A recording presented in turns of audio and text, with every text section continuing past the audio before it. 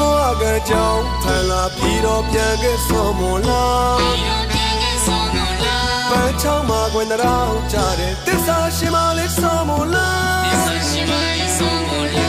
အတိတ်ဘဝကကြောင့်ဖန်လာပြီးတော့ပြန်ခဲ့ဆုံးမလားပန်းချောင်းမှာခွင်တော်ကြတဲ့တစ္ဆာရှိမလေးဆုံးမလားတရားအမကြီးစေရီတီတစ္ဆာပြုလို့ဒိဋ္ဌာနီသာသနာတော်ကြီးကဘာတီတွေရွေခွေတရောင်ချာချောင်းနဲ့ရွှေစာရန်တော်ကျူဖျားနဲ့ရှင်မွန်လာသေးတယ်စောမလာရဲ့တမိုင်းမော်ကုန်တီမြတ်တာရှင်မလေးစောမလာဖျားအမကြီးစောမလာ